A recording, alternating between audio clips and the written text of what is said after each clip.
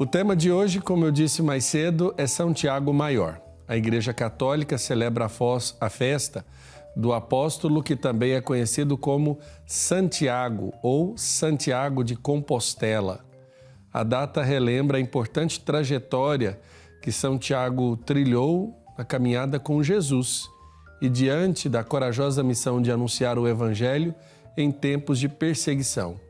Para se ter uma ideia, a devoção a São Tiago Maior se tornou tão forte que os devotos de todo o mundo passaram a ir em peregrinação para a cidade de São Tiago de Compostela, na região da Galícia, na Espanha, para agradecer as bênçãos alcançadas por sua intercessão. Lá repousam os restos mortais do santo. Eles foram guardados numa arca no porão da catedral dedicada a ele. E para celebrar esse dia, eu recebo com alegria, de forma remota, o padre Pierre, ele que é pároco da paróquia de São Tiago Maior, em Setiba, Guarapari, no Espírito Santo. Padre Pierre, boa tarde, bem-vindo. Boa tarde, Padre Wellington. Obrigado por esse convite para participar dessa conversa sobre o grande apóstolo que é São Tiago Maior.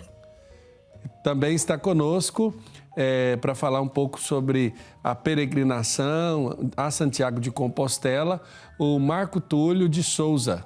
Ele que é professor, doutor em comunicação do curso de jornalismo da Universidade do Estado de Minas Gerais e administrador do Mídia, Religião e Sociedade. Marco Túlio, bem-vindo aqui ao nosso programa. Obrigado, Padre Wellington. Boa tarde, Padre Pierre. Boa tarde a todos que nos acompanham. Bom, eu vou começar com o Padre Pierre. Primeiro, Padre Pierre, queria que o senhor se apresentasse. O senhor é missionário aqui no Brasil já há quanto tempo? O senhor nasceu onde? Eu sou... Um abraço ao professor Marco Túlio, né, por esse encontro assim virtual. Né. Eu sou nascido na República Democrática do Congo, antigo Zaire, ali na África Central. E estou no Brasil desde 93. Então eu vim para o Brasil como missionário oblato de Maria Imaculada e hoje estou encardinado na Arquidiocese de Vitória do Espírito Santo. Mas nessa experiência de vinda como missionário oblato, trabalhei em São Paulo, em Salvador, na Bahia, sul de Minas, né? E depois vim para o Espírito Santo. Perfeito. Então sou também... Oi? Sim? Sim. No momento estou aqui como padre, já passando por várias paróquias, e estou na direção espiritual do nosso seminário maior, São Nossa Senhora da Penha.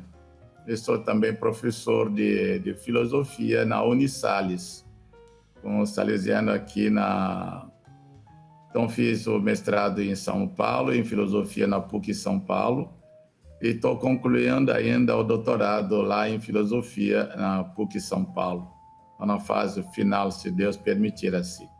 Amém. Então, o resto é uma experiência pastoral de 93 para cá. Eu perguntei justamente porque as pessoas podem se questionar, né? O padre é missionário, o padre é de onde? Então, Padre Pierre, existe uma certa semelhança, né? O senhor, como missionário, está à frente de uma paróquia que celebra São Tiago Maior. A gente pergunta, quem foi, então, São Tiago Maior, para quem está em casa nos acompanhando? Então, esse grande apóstolo, como nós ouvimos no relato que foi apresentado, é verdade, é isso que foi um dos primeiros discípulos, esse apóstolo, a ser chamado por Jesus. Então, o relato de Marcos 1 fala assim: Jesus andava à beira do mar quando encontrou dois irmãos, Simão Pedro e André. Era pescadores, chamou os dois: segue-me. Largaram tudo e deixaram para seguir a Jesus. Um pouquinho mais adiante encontrou mais dois irmãos, que era o Tiago e o João, que estava com o pai, Zebedeu, no barco, consertando as redes, certamente com funcionários.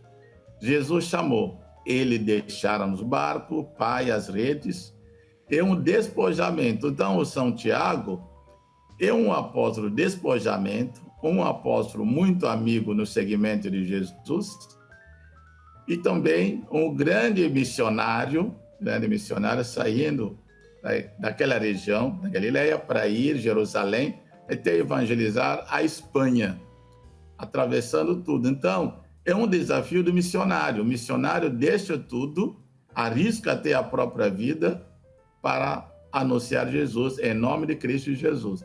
Então, a vida de São Tiago nos inspira como missionário, o zelo e, digamos assim, o despojamento e a entrega total a Jesus Cristo, que custou para ele até a própria vida. Ele não mediu esforço, não recuou, entregou-se a si mesmo a Jesus nessa missão, o desafio que nós diremos hoje, desafio da missão, levar Jesus até os confins da terra, não naquele momento. Perfeito. Professor Marco Túlio, o senhor escreveu uma tese sobre o caminho a Santiago de Compostela. Então, para começar, o senhor chegou a fazer esse caminho, conhece? Como é que foi essa experiência? Pode nos contar um pouco brevemente esse relato dessa experiência para nós? Sim, eu conheci o caminho de Santiago por influência familiar, né? Meus pais, minha família, sempre muito católica.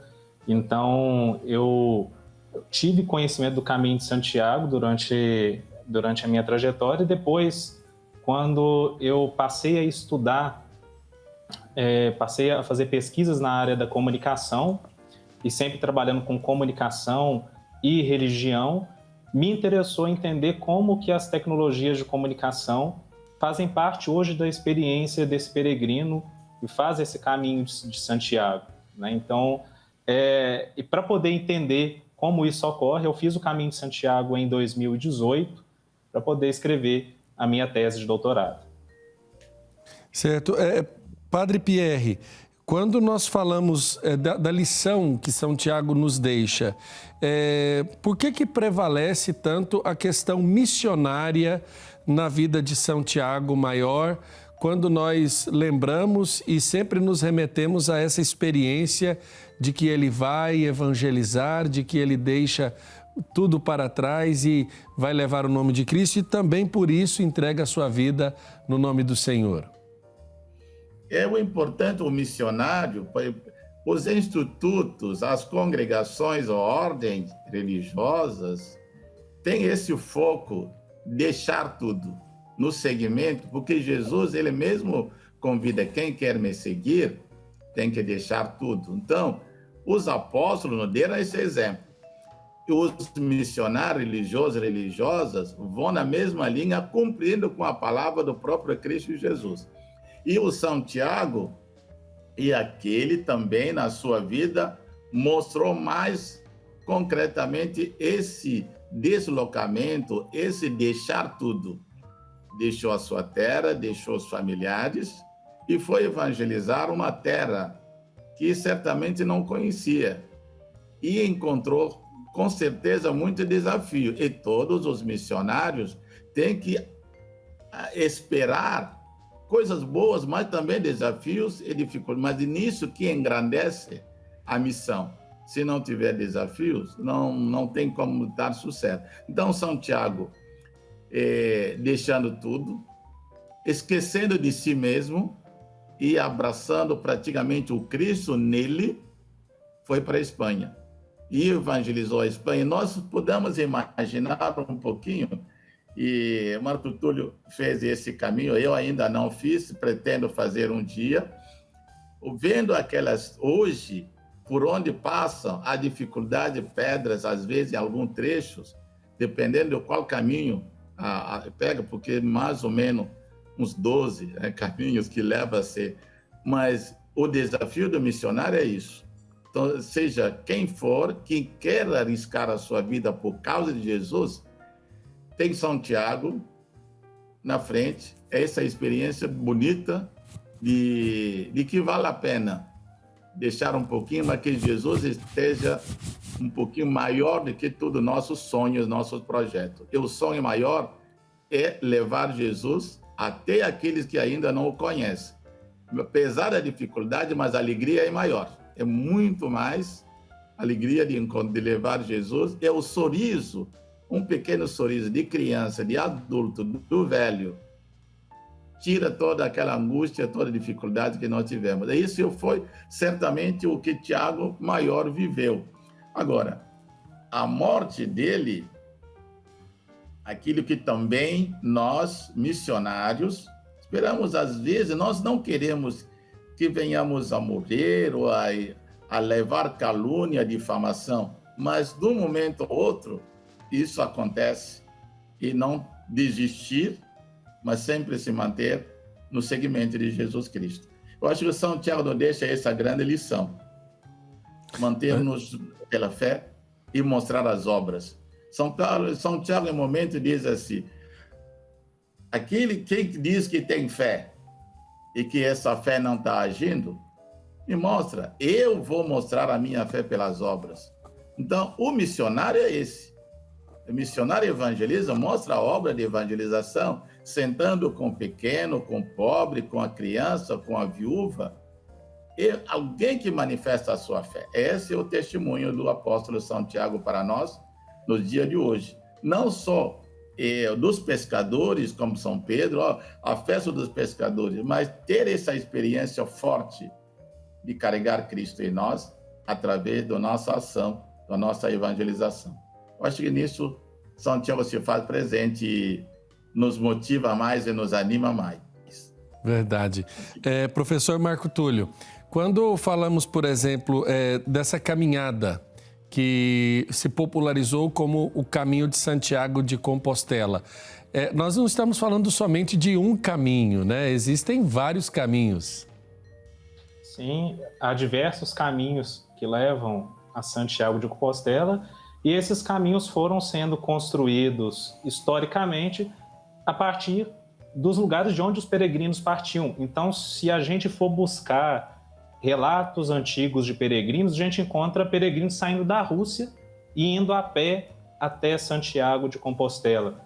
Então, há caminhos que saem hoje, né? Alguns caminhos são considerados os caminhos oficiais. Há caminhos que saem, por exemplo, da Inglaterra, de Portugal, caminhos que saem da França, de várias partes da Espanha, e cada um desses caminhos tem a sua peculiaridade. O caminho, digamos, o mais tradicional, né, o que é o mais procurado pelos peregrinos, por uma série de questões, mas principalmente por uma questão histórica. Durante a Idade Média, um monge chamado Emery Picot, ele escreveu um guia para o peregrino medieval, né? E ele, nesse guia, ele lista as cidades que o peregrino deveria passar para chegar a Santiago de Compostela. Então, em uma época em que a gente tinha uma carência de mapas, uma carência de outras informações, esse livro, esse relato do Emery Picot se tornou uma referência. E ele construiu esse guia colocando uma série de santuários que se ligavam no percurso até chegar a Santiago de Compostela. Então, o peregrino tinha ali no pueblo, na cidade em que ele chegava, um momento de descanso, mas um momento também de recuperação espiritual, né, onde ele era recebido nos albergues, nos conventos, e ali ele recebia, né, a cura das suas feridas, ele recebia cuidados dos hospitaleiros. Os hospitaleiros são as pessoas que recebem e acolhem o peregrino, para que ele pudesse continuar a sua trajetória e chegar até Santiago de Compostela. Então, em função desse relato deixado pelo Emery Picot, que se popularizou na Idade Média, esses caminhos listados ali, que vão formar o que a gente chama de caminho francês, fazem com que esse caminho ele ganhe uma certa importância em relação aos demais. Mas a Igreja considera que todos os caminhos, né, que conduzem a Santiago de Compostela, todos esses caminhos oficiais, o caminho português, o caminho inglês, dentre outros, são reconhecidos pela tradição como caminhos que levam a Santiago de Compostela. Para o peregrino ele receber o diploma, um certificado de peregrino, ele tem de fazer os 200 últimos quilômetros a pé ou os 100 últimos quilômetros, ou melhor, os 200 últimos quilômetros de bicicleta, ou a cavalo, ou os 100 últimos quilômetros a pé. Ele recebe, quando ele chega na Catedral de Santiago de Compostela, ele procura a oficina de acolhida do peregrino, ele recebe um certificado que atesta que ele fez essa peregrinação. Seria a compostelana? Exatamente. Perfeito. Nós vamos para um rápido intervalo. Na volta, eu queria que o professor Marco Túlio pudesse falar para nós sobre as peculiaridades de se fazer um caminho, né? Muitos são os que têm o desejo, né? Padre Pierre já disse que tem o desejo de fazer o caminho de Santiago. Eu, se Deus quiser, no ano que vem, quando completar 10 anos de padre, quero fazer o caminho de Santiago. Mas o Marco Túlio vai contar para a gente algumas peculiaridades aí, dificuldades e alegrias de se fazer o caminho até Santiago de Compostela. Nós vamos para um rápido intervalo e voltamos daqui a pouco. Ficou mais fácil dedicar tempo e devoção ao Divino Pai Eterno. Baixe gratuitamente o aplicativo do Pai Eterno para smartphone e tablet. E tenha com você conteúdos exclusivos do Pai Eterno 24 horas por dia. Nele você pode acompanhar as novenas do Filhos do Pai Eterno, do Perpétuo Socorro e ao Sagrado Coração de Jesus, além do Santo Terço. Basta clicar no ícone Novenas e escolher o programa e qual edição deseja assistir. Fique conectado com o Pai Eterno a qualquer hora, em qualquer lugar. Estamos de volta com o nosso Almanaque Católico dessa segunda-feira, agradecendo a sua audiência. Tem muita gente participando do programa, viu?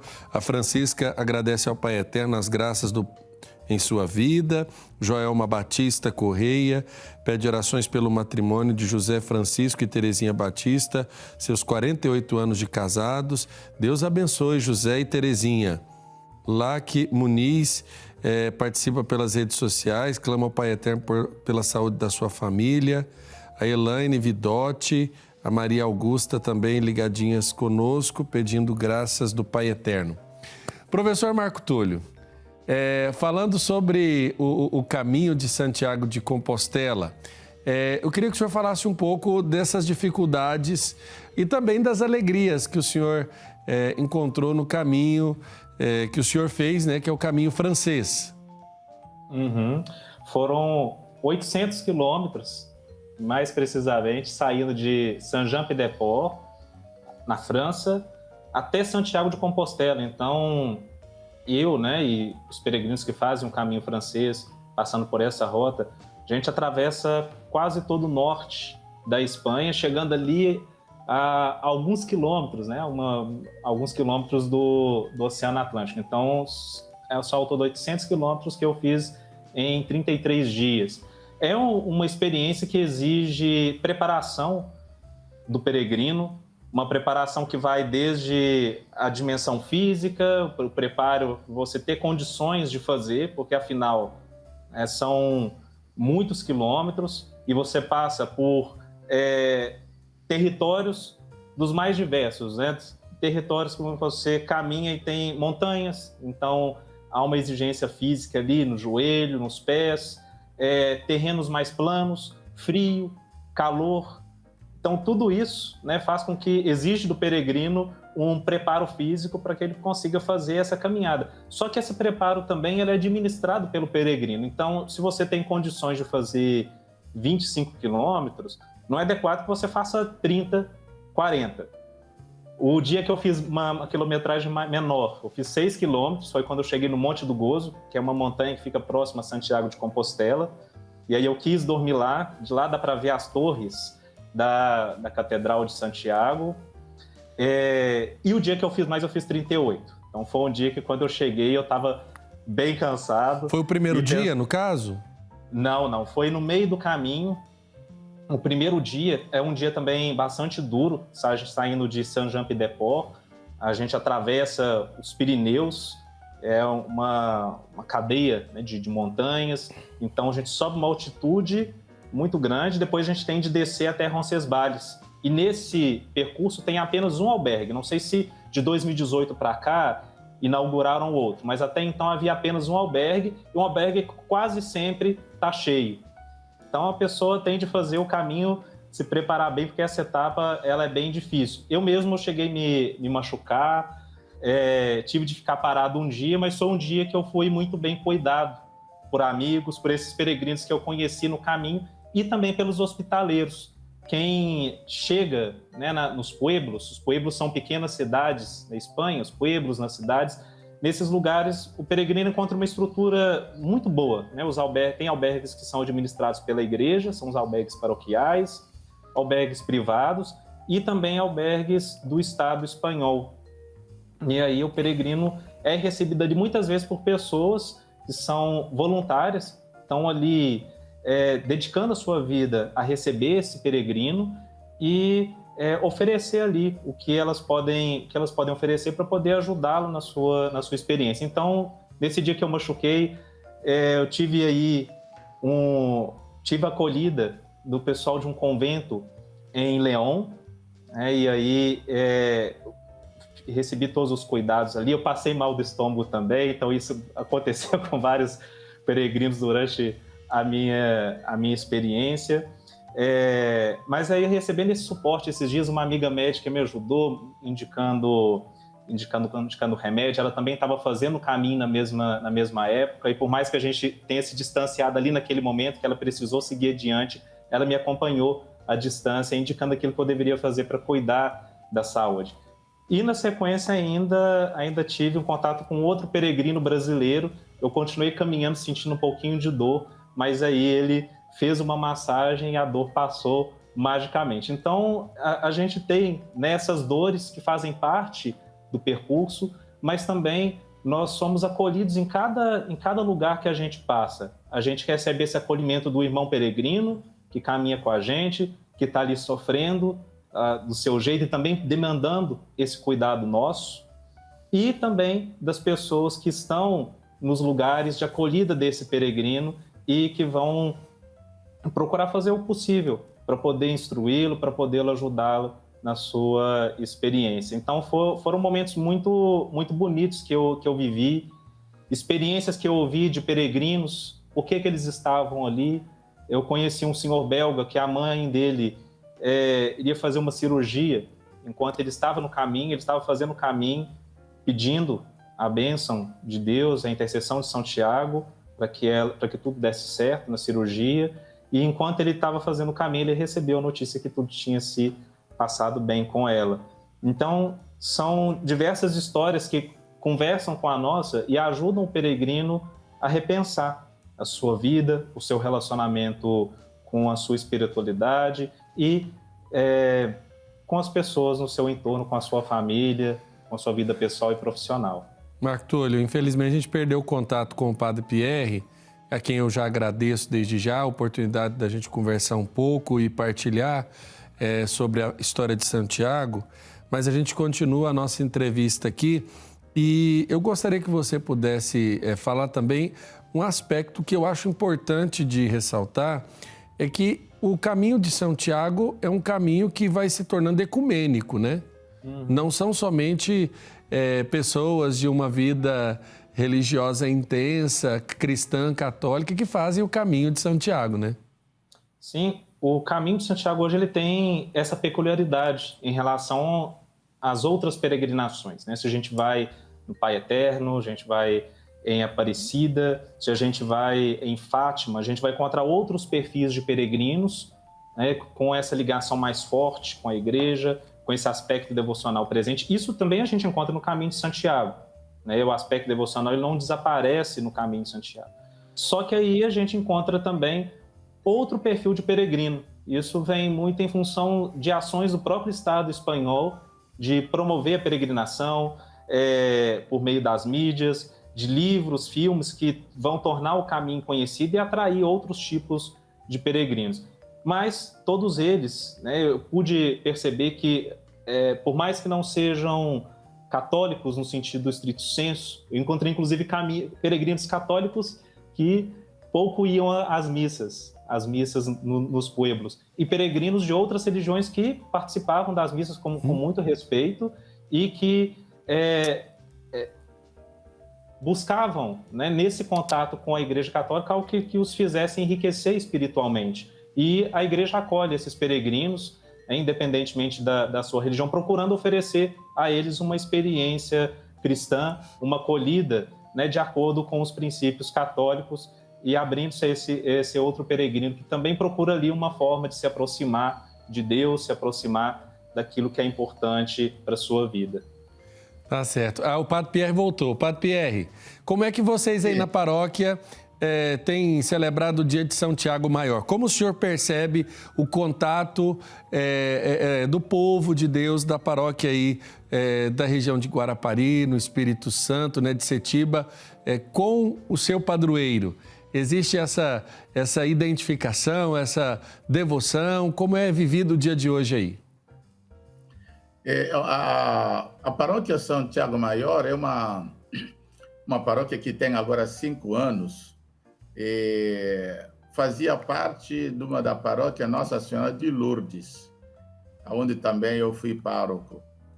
E essa comunidade que hoje é a matriz já existia com o padroeiro São Tiago. Então, tem uma devoção, o povo tem uma devoção muito grande para com São Tiago. No desmembramento, o arcebispo, na época, Dom Luiz Machila Vilela, elevou aquele padroeiro da comunidade ao nível do padroeiro da paróquia, daquela parte que foi desmembrada. Então, uma experiência que veio do tempo da comunidade, que hoje passou para a paróquia. É uma experiência muito bonita. Nós fizemos esse ano, sempre fazemos uma novena em honra a São Tiago, com muitas orações. Cada dia um padre que vem celebrar, trazer uma mensagem, sempre focado nesse sentido daquilo que foi a pregação e o trabalho de São Tiago Maior.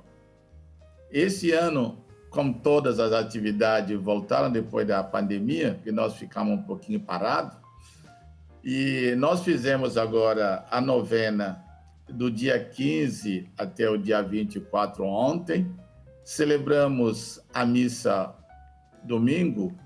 Agora, veio essa vez, aquilo que Marco Túlio estava falando, me veio uma ideia, um pensamento de fazer um pequeno caminho, a imagem de caminho de Santiago de Compostela, mas seria um caminho pequeno aqui na nossa região.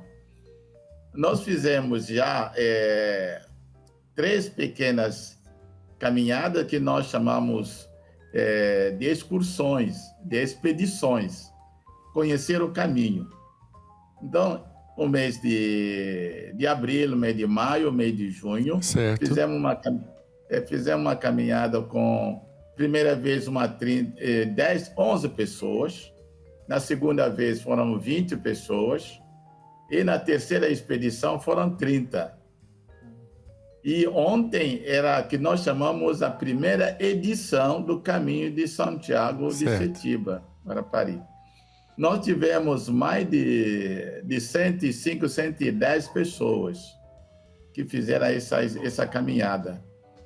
Então, um caminho a nossa igreja está numa pracinha, e perto da praia de Setiba, motivando quem quiser vir um dia em Guarapari. Não somente pela praia, né? O povo pode ir à igreja de São Tiago não somente pela praia de Setiba. Vindo visitar Guarapari. Vou visitá-lo.